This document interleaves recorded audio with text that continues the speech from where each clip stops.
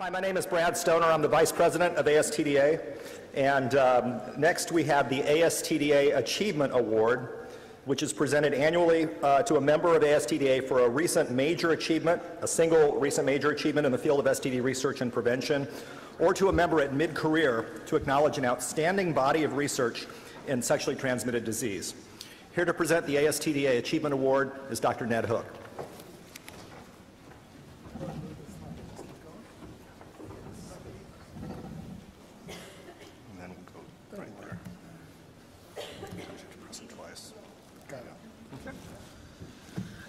Good afternoon.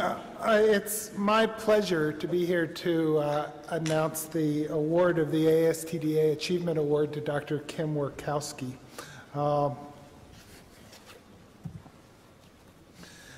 The ASTDA Achievement Award, as Dr. Stoner has just mentioned, has as part of its title achievement. That's a singular term, but Dr. Workowski's contributions are by no means singular.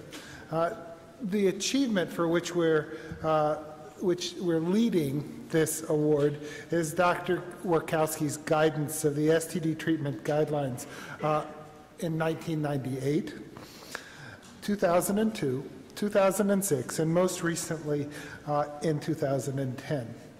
This over 100-page document is a comprehensive evaluation of testing and management strategies for STDs.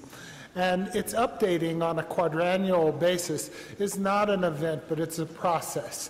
I think the process that this involves somebody who's willing to commit to scholarly review and assimilation of information published in the biomedical literature over the intervals, assessing them, and then tiptoeing through the political minefields that involve strongly held opinions amongst so many of those who are in the STD and STD management fields.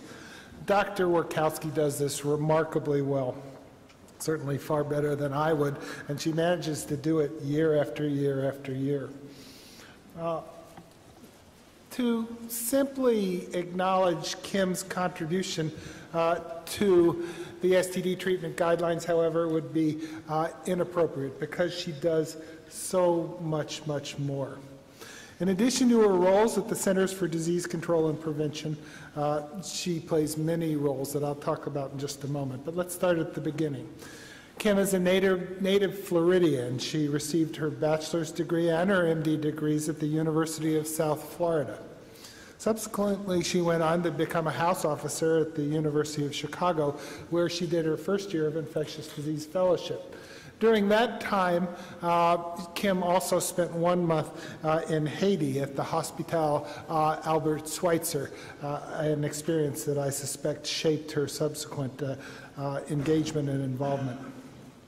In July of 1990, Kim moved from Chicago to the University of Washington in Seattle for 2 more years of research fellowship training. She did this under the mentorship of Dr. Walter Stamm, someone that many in the audience know, remember, and cherish our memories of him. Part of her work there included one of the first descriptions of the persistence of nucleic acids in patients with treated for chlamydial infection after testing positive with one of the nucleic acid amplification tests for chlamydial diagnosis. This reshaped our thoughts regarding the issues of tested cure testing for chlamydia infection. After completion of her training at the University of Washington, Kim moved back east, not quite so far south as she began, and went to Emory University, where she assumed her now joint position both at the CDC and at Emory University. At the Emory School of Medicine, Kim rose quickly through the ranks, and she is now a professor of medicine. She's published over 70 papers in peer-reviewed journals. She's written over 25 chapters. She's received enormous accolades for her teaching on the wards, where she attends on the consult service 3 to 4 months a year, for her teaching and mentorship of fellows, and is sought after as a lecturer across the nation and, in fact, across the world for her understanding of the global field of STDs and STD management. All of these are worthy of the ASTD Achievement Award. But Kim does something that I think is also probably a lesson to the rest of us too. Not only does she manage to balance 2 full-time jobs, but she does it while being a great parent. And what we have here is a picture of Kim with her family, her husband Charles, her elder daughter Anna, who is currently sporting a cast after fracturing her arm about a week and a half or 2 weeks ago, and her daughter Allison, the shorter of the two. Allison's birthday is tomorrow, and so Kim will be leaving today to again continue to balance all these remarkable things she does with such aplomb. She does all of this balancing act while again, continuing to contribute to what all of us do in the care of patients through her work in the STD guidelines, and as a role model, I think, for so many in the audience. So please join me in congratulating Kim Workowski for receipt of the ASTDA Achievement Award.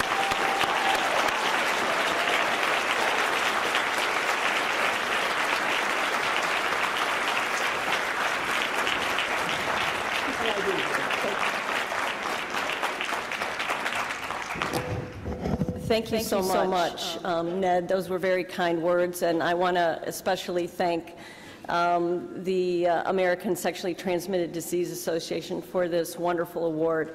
I'm honored, but I'm also humbled by this, because this is not only my work, but it's the work of incredible mentors I've had over the years, and the incredible support from numerous experts, many of whom are in this room. And so I share this with all of you because it's really a group effort. And your passion, your dedication to the development of these guidelines is what keeps me going.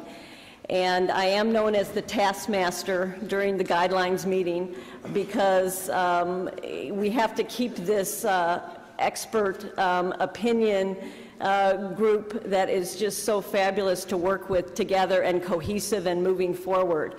And I want to truly thank my mentor and friend, Walt Stam, who I very much have been thinking about the last couple of weeks, and want to thank him in particular for taking me under his wing and showing me how to do clinical research. But more than that, his generosity, his steadfastness, and his incredible compassion and passion for this field has really inspired me.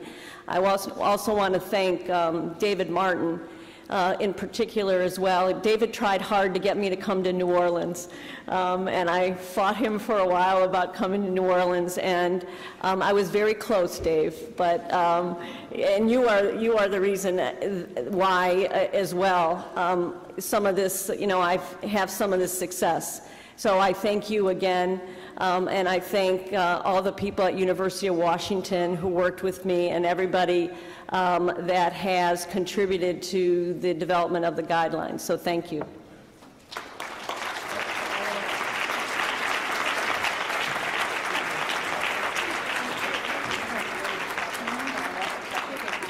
Forgot to mention that.